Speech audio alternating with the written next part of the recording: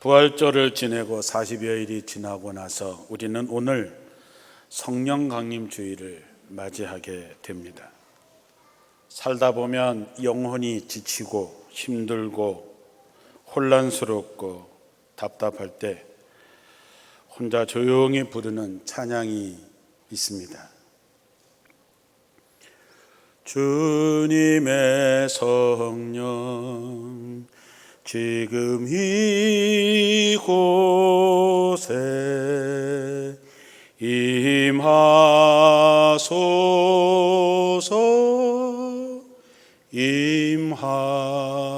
임하소서. 아주 짧은 곡이지만 이 곡을 여러 번 반복해서 부릅니다. 여러 번 이 찬송을 부르게 되면 영혼이 편안해지고 성령의 기운으로 가득 채워지는 것을 느끼게 됩니다.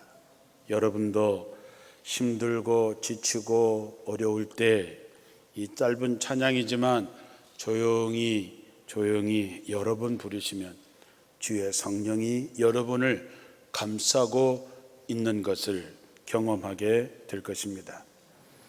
선지자 에스겔이 어느 날 하나님의 영이 자신을 감싸고 있는 것을 느끼게 됩니다. 그리고 그 성령이 그를 이끌어서 한 골짜기에 서서 펼쳐진 광경을 보게 합니다. 그 광경은 그곳에 뼈로 가득 차 있는 골짜기입니다. 그가 뼈 주위를 돌아다니다 보니까 골짜기에 대단히 많은 뼈들이 있었는데 그 뼈들은 아주 바짝 말라 있었다 그랬습니다. 뼈가 바짝 말라 있다라고 하는 것은 전혀 희망이 없다라고 하는 것이지요. 그리고 하나님이 그에게 묻습니다. 이 뼈들이 살아날 수 있겠느냐? 오늘 우리들의 눈에는 과연 뭐가 보일까요? 대통령 선거가 끝나고 그 중에 한 사람이 대통령이 됐습니다.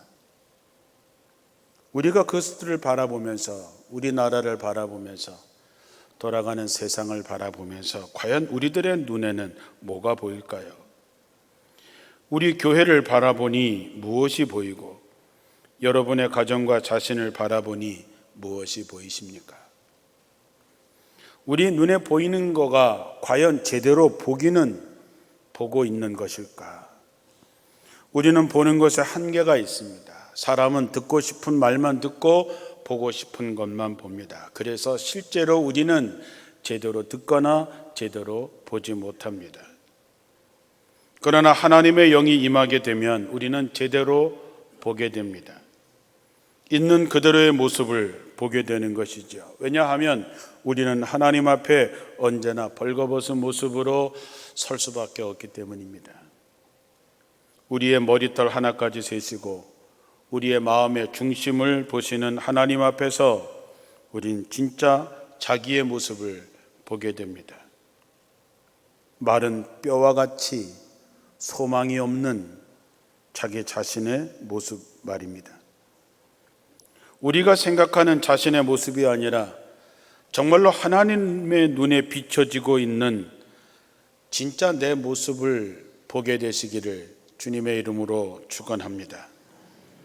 하나님께서 오늘 우리에게 묻습니다. 네가 살 수 있겠느냐? 네게 자식들이 살 수 있겠느냐? 교회가 살 수 있겠느냐? 이 대한민국이 살 수 있겠느냐? 그 질문에 우리는 어떻게 대답을 해야 할까요? 우리는 이렇게 대답할 수밖에 없습니다. 주님만 하실 수 있습니다.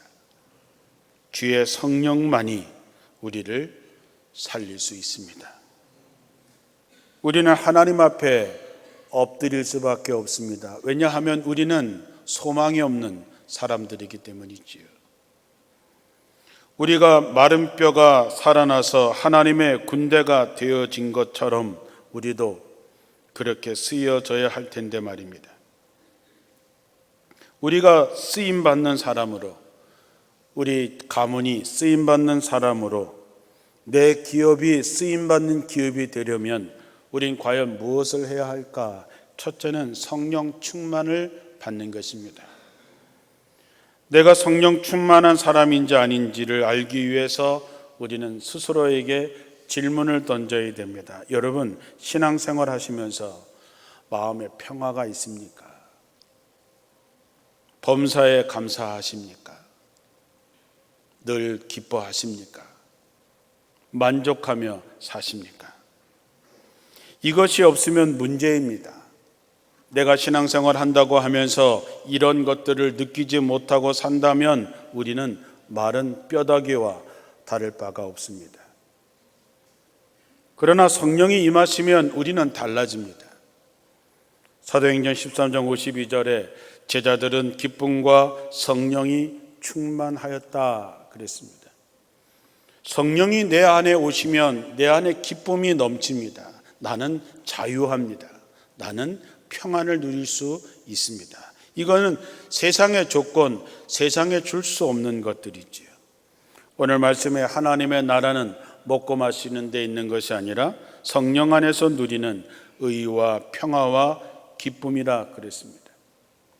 성령 받은 사람들은 하나님을 기쁘시게 하고 사람들에게 인정받고 칭찬을 받게 된다 했습니다. 이것이 성령 충만의 증거들입니다. 성령 없이 우리가 살 수 있다고 생각하십니까? 성령 없이 우리가 사는 것은 불행한 일이지요. 만약에 성령 없이 신앙생활 한다는 것은 바리새인이 되는 것이고 세상에서 가장 불쌍한 사람이 될 뿐입니다. 그것을 너무도 잘 아는 다윗은 자신이 범죄한 후에 하나님의 성령이 자신을 떠날까 봐 너무 두려워하여 시편 51편에 이렇게 기도합니다. 하나님이여, 내 속에 정한 마음을 창조하시고 내 안에 정직한 영을 새롭게 하소서. 나를 주 앞에서 쫓아내지 마시며 주의 성령을 내게서 거두지 마옵소서. 주의 구원의 즐거움을 내게 회복시켜 주시고 자원하는 심령을 주사 나를 붙드소서. 우리가 성령 충만함을 받지 못하면 우리가 할 수 있는 것은 죄를 짓는 일입니다. 기쁨이 사라진 우리의 삶은 더욱더 곤고해질 수밖에 없는 것이지요. 예수님께서 부활하신 후에 제자들을 만나시고 제자들을 세상으로 파송하시면서 이렇게 선언하십니다. 너희에게 평강이 있을지어다. 아버지께서 나를 보내신 것 같이 나도 너희를 보내노라. 이 말씀을 하시고 그들을 향하여 숨을 내쉬며 이르시되 성령을 받으라. 성령을 받아야 하는 이유는 성령을 받지 않고는 하나님의 일과 하나님의 뜻을 알 수 없기 때문입니다. 누가복음 4장 18절에 주의 성령이 내게 임하였으니, 주의 성령이 내게 임했을 때에 가난한 자에게 복음을 전하게 하시려고 내게 기름 부으시고 나를 보내사 포로된 자에게 자유를, 눈먼 자에게 다시 보게 함을 전파하며 눌린 자를 자유롭게 하고 주의 은혜의 해를 전파하게 하려 하심이라. 세상을 움직이는 것은 우리의 눈에 보이는 물질의 세계가 아니라 보이지 않는 영의 세계가 있다는 것을 우리는 잘 압니다. 그러므로 우리는 성령을 사모해야 되고 간구해야 됩니다. 이것이 우리의 가장 중요한 과제입니다. 왜냐하면 성령 받지 않고는 하나님의 영을 알 수 없기 때문이지요.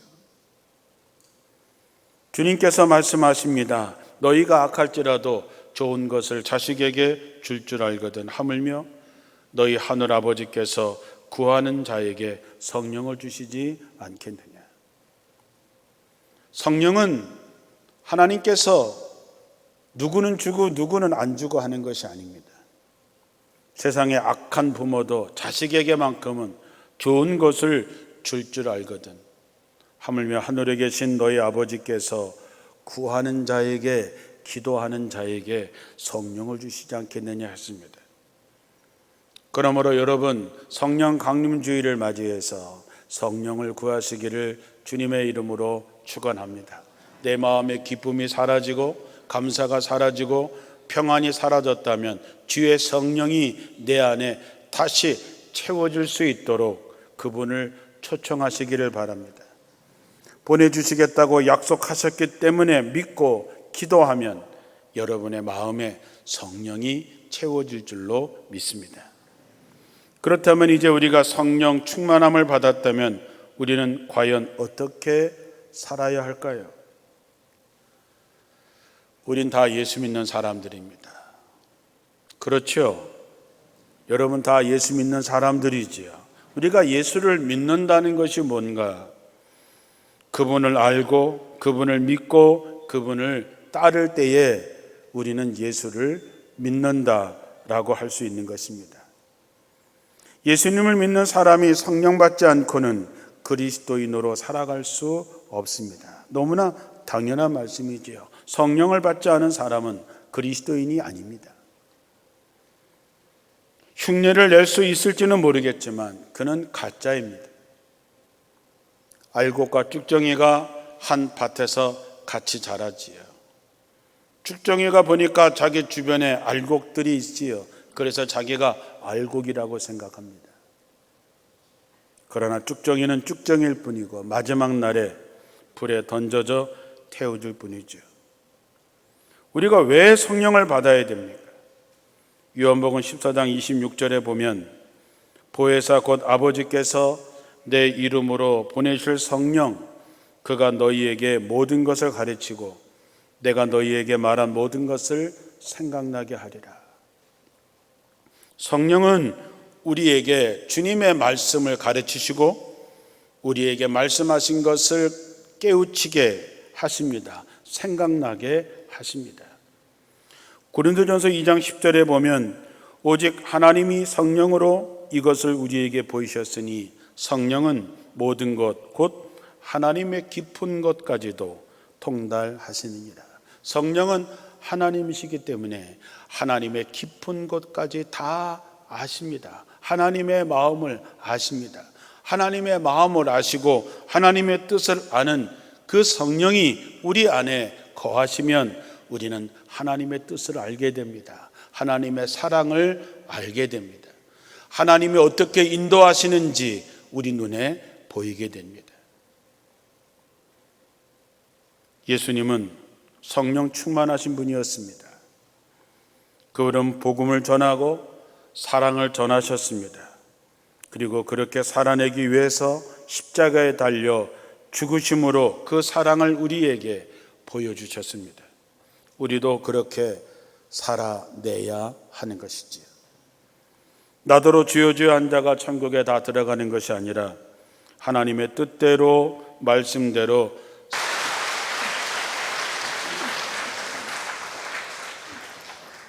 찬양 감사합니다.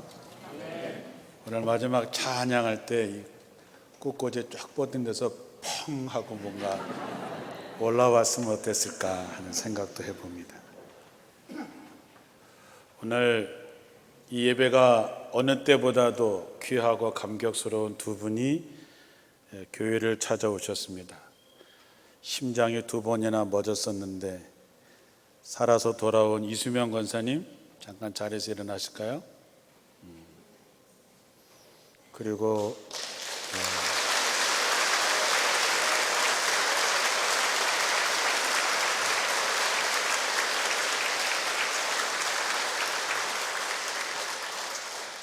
그래도 이렇게 웃는 모습으로 오게 돼서 저도 기쁘고 우리 모두 주님의 이름으로 환영합니다. 갑자기 쓰러지셔서 오랜 투병을 하시고 오늘 드디어 교회 오신 이금희 권사님도 계십니다. 우리 박영식 권사님과 같이 잠깐 일어나실까요? 네. 여러분들이 기도해 주신 신비함을 경험한 사람이 성령의 사람이 아니라 성령의 열매를 맺어가는 사람이 성령의 사람입니다. 오늘날 어느 교회가 부흥된다는 말을 합니다. 뭘로 부흥됐을까요? 대부분 수평 이동으로 부흥이 됩니다. 그 지역에 아파트나 좋은 것들이 들어와서 부흥합니다. 그건 전도가 아니죠. 믿지 않는 사람을 믿게 하는 것이 전도입니다. 요즘 얼마나 전도하기가 어려운지 모릅니다. 사람 만나기가 쉽지 않지요. 신방을 가서 아파트를 가게 되면 저는 옛날 아파트를 엄청 좋아합니다. 문을 지키시는 분도 없고 앞에 무슨 이것도 없고 그냥 가면 되는데, 요즘 새로 진 데는요 가기가 싫어. 차 타고 들어갈 때부터 속을 새겨요. 들어갈 때 하는데 방문객은 정문으로만 와야 된다나, 아니 후문으로 가면 뭐가 어떻게 되는지, 그럼 다시 돌아서 정문에 가서 누르고 몇 호에 왔습니다. 깐깐하신 또 관리인은 잘 열어주지도 않아요. 들어가면 또 현관 들어갈 때 또 검사를 합니다. 그래서 몇 동 무슨 샵을 누르고 뭘 막 해도 이상하게 안 열려. 예전처럼 전도하기가 참 어려운 때지요. 그러나 우리가 전도할 수 있는 유일한 방법은 우리의 삶으로 성령의 사람이 어떤 사람인지를 증명해내는 것밖에 없습니다. 다시 말하면 빛과 소금의 삶을 살아서 원주 사람들이 원주 제일교회를 지나갈 때마다, 그래 원주를 위해서 저 교회는 반드시 필요해, 저 교회는 우리의 희망이야 라는 칭찬을 들어야 된다고 하는 것이지요. 사랑에 목말라 하는 사람들이 교회 안에도 교회 밖에도 너무 많습니다. 사람이 세상에서 큰 소리치고 산다고 해서 그 사람이 그만한 사람은 아니지요. 우리가 볼 때는 불쌍한 사람이지요. 그러므로 여러분, 우리가 정말로 사랑하기를 원한다면 관심을 갖고, 우리가 관심을 갖게 됐을 때 성령께서 도와주실 것입니다. 하나님이 우리에게 보여주실 것입니다. 들리게 하실 것입니다. 그리고 우리에게 물으실 것입니다. 네가 그를 살릴 수 있겠는가? 우리는 대답해야 되겠지요. 내가 여기 있습니다. 나를 보내소서.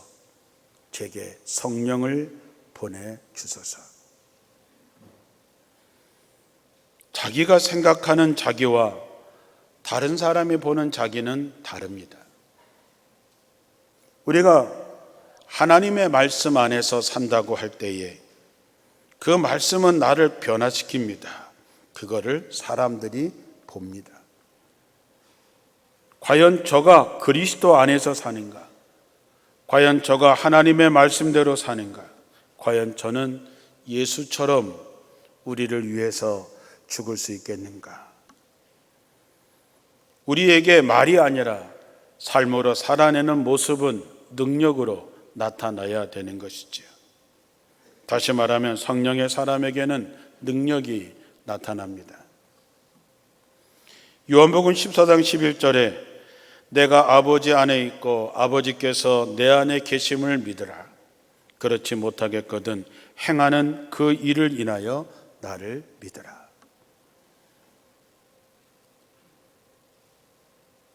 믿지 못하겠거든, 내 말을 믿지 못하겠거든 내 삶을 통해서 나타나는 것을 보고 믿으라고 주님이 말씀하셨습니다. 우리는 선한 사마리아 사람의 이야기를 잘 압니다. 그리고 예수님께서 그에게 묻지요. 누가 선한 이웃이냐? 누가 능력이냐? 하는 것입니다. 제사장도 아니고 레위 사람도 아니라 자비를 베푼 사람입니다. 하나님의 말씀대로 살아낸 사람이 이웃입니다. 목사가 이웃이고 장로가 이웃이고 권사 집사가 이웃이 아니라 한 번이라도 찾아본 사람, 그 일을 행한 사람이 이웃입니다. 예수님의 대답은 간단하고 명료합니다. 해석이 필요 없습니다. 너도 가서 그처럼 살아라 라고 하는 것이죠. 그렇게 살려고 하는 성도들에게는 성령이 역사하십니다. 그러면 그의 삶이 보여지는 것이 있는 것이지요. 여러분에게는 어떤 능력이 있습니까? 어떤 능력을 가지고 자녀를 돌보고 어떤 능력을 가지고 이웃을 돌보고 계십니까? 고린도전서 4장 19절에 사도 바울이 고린도 교회에게 편지를 쓰면서 이렇게 썼습니다. 주께서 허락하시면 내가 너희에게 속해 나가서 교만한 자들의 말이 아니라 오직 그 능력을 알아보겠으니 하나님의 나라는 말에 있지 않고 오직 능력에 있음이라 그랬습니다. 사도행전 1장 8절에도 오직 성령이 너희에게 임하시면 너희에게 권세와 능력이 생긴다라고 말씀했습니다. 하나님의 나라는 말에 있지 않습니다. 말은 그럴듯하지만 능력이 없는 사람들이 너무 많습니다. 성령의 능력이 없는 것이지요.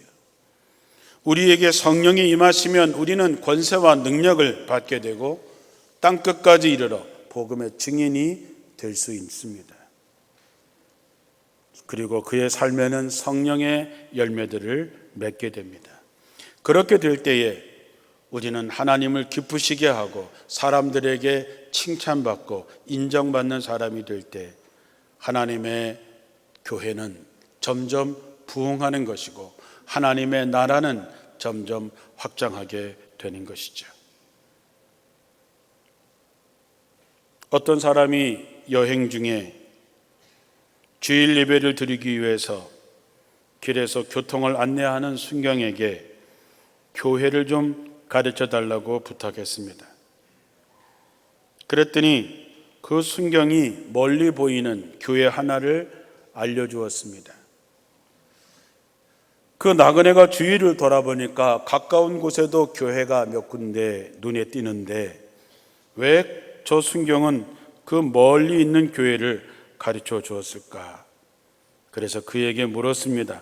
왜 가까운 곳에 교회도 있는데 왜 저 먼 교회를 가르쳐 주셨습니까? 혹시 그 교회 교인이십니까? 그러자 순경이 이렇게 말합니다.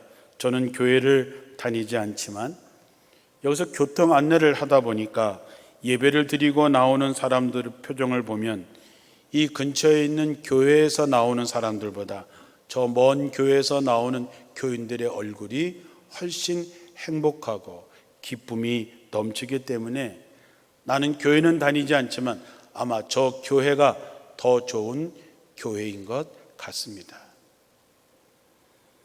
오늘 우리와 원주제일교회는 사람들에게 어떤 모습으로 비춰질까요? 우리 자신은 우리 교회를 어떻게 생각하고 있을까요? 진정 주님이 기뻐하시고 사람들에게 칭찬과 인정을 받는 더불어 사는 기쁨이 충만한 교회라고 생각하십니까? 겉으로는 살만한 세상이 되었다고 하지만 영적으로 우리는 끔찍한 세상에 살고 있습니다. 우리가 성령 충만해서 말씀대로 제대로 살아내지 못한다면 사탄의 세력이 저들을 삼켜버릴 것입니다. 성령 강림 주일을 맞이하지만 항상 성령 충만을 구하시기를 주님의 이름으로 축원합니다. 성령이 인도하시고 보여주시고 들리게 하시고 마음에 감동을 주실 때 우리가 그 말씀대로 살아내어서 이 세상을 살만한 세상, 더불어 사는 기쁨이 충만한 세상을 만들어가는 원주제일교회 모든 성도들이 되시기를 주님의 이름으로 축원합니다. 기도하겠습니다.